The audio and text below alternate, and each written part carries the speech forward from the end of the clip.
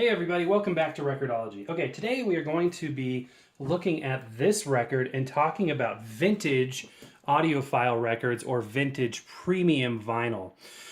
We've talked about Camden Records in the past, which was a value label, a way to get music out cheaper at a discount using different tools such as royalty distribution and whatnot.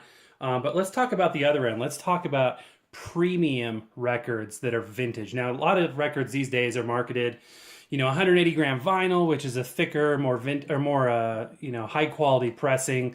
But what did they do back in the day? Did such a thing exist? And the answer is yes. This is an example of what would be considered a premium record.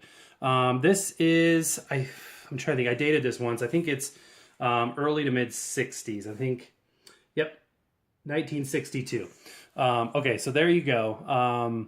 This is still in the era when stereo was something that, it's actually the beginning of when we're really trying to market stereo and whatnot. This record was actually mastered on 35 millimeter film, which is pretty unique. Usually, records are recorded on magnetic tape, reel-to-reel magnetic tape, and then mastered with a lathe to a disc that is then used to create pressings and whatnot. But this was recorded on 35 millimeter film.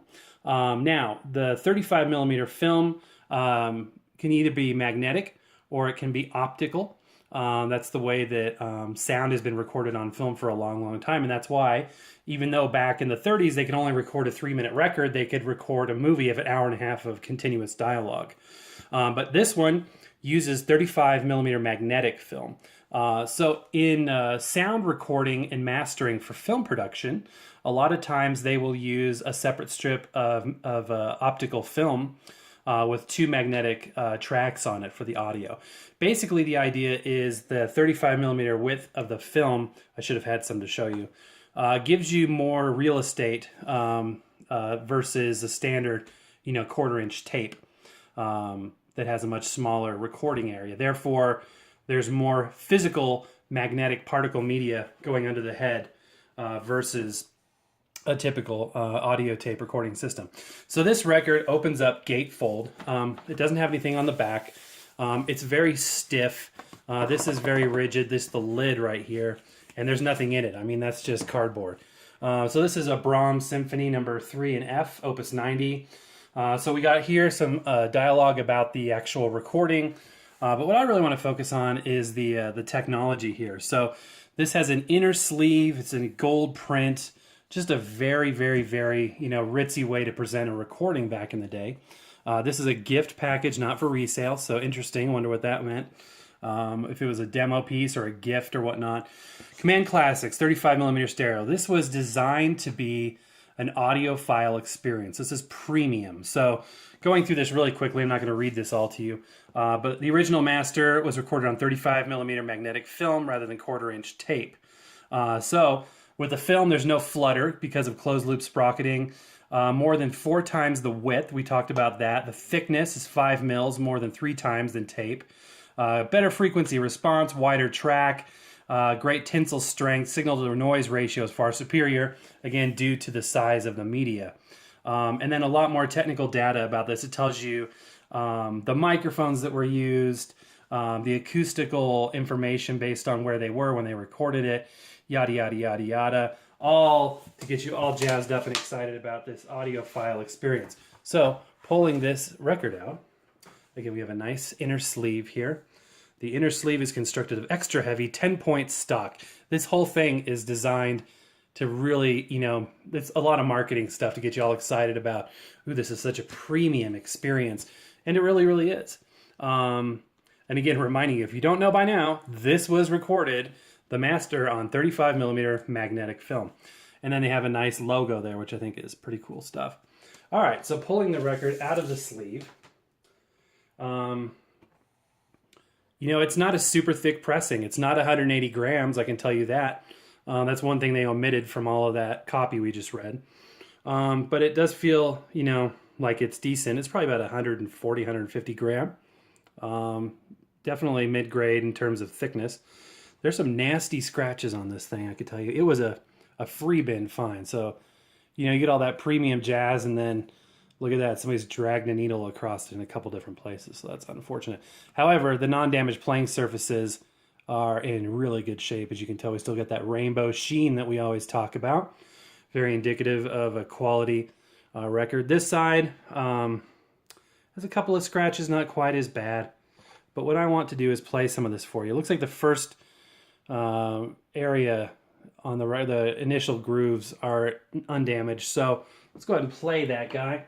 Let's listen to what, audio recorded on 35mm film sounds like. My guess is it's not going to sound, noticeably a whole lot different, especially because you're not listening side by side. But go ahead and start in the record. I'm going to go ahead and give it a dusting here. I have featured this record once before, but it's a good segue into the topic of premium vinyl records from a vintage era. And to point out that people have been looking to vinyl as a premium audio format in the past. Also something that I've expressed my opinion on. More so in it these days, I think, for the fun and the tactile feedback of placing a record on a turntable versus the sound quality per se, although it can be very good. Noise floor limitations are what they are, but it's just a great fun format. Anyway, enough of that.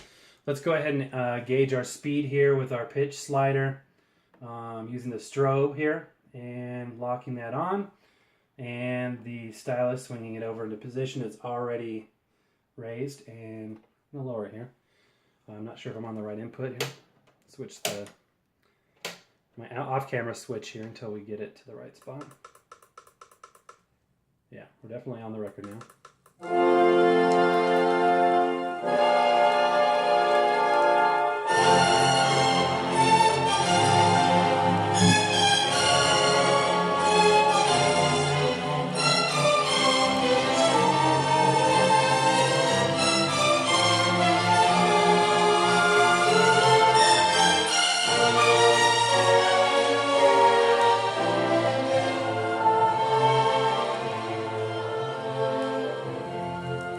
Okay. And I'm going to go ahead and stop it before we hit those nasty scratches. I really don't want my nice new Audio-Technica stylus there to have to run through those scratches.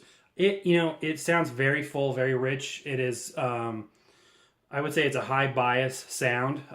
There's definitely a lot of bright, and obviously you can't really hear it the way I'm hearing it because the camera on the mic on the camera is just, hearing the sound in the room. But being in the room, I can tell you that it's rich, it's full, it's very bright. Does it sound a whole lot different than other classical records I have? Because I have some value classical records as well. Some Camden type release records that are just paper thin and super cheap. No, I wouldn't say it's a whole lot different. It sounds as good as anything else I've got, I would say. I sure wish there wasn't scratches so I could hear more of it. I'd probably be willing to play this on some of our other turntables, but not this one probably. But I want to give you an overview and to check out, this Command Classics record and talk through premium vintage records a little bit, which I think is really neat. And somebody taking the time to put the technical information in there is just like geek paradise there. And somewhere on this record, it might be this one or another one, there's actually an address you could write to get a brochure of the technical information about why it was a superior recording and whatnot. Which, back in the day, I would definitely jump on that. But there you go. Brahms Symphony No. 3, a little sample. Premium record recorded mastered on 35mm magnetic film. Picked up in the free bin, second in Charles. Even when it was, on the shelf, it was only $1.99. So you never know what you're going to find. Very unique. The only one of these I've ever seen. Keep an eye out there when you guys are hunting. Come across something equally, if not more unique. So, all right, I hope you guys enjoyed that video. Thank you for watching. Subscribe if you haven't done so already. Comment below. I try to respond to comments, every one of them, as soon as possible. Appreciate the back and forth dialogue, guys. All right, have a good one. Take care, and happy record hunting. We'll see you next time.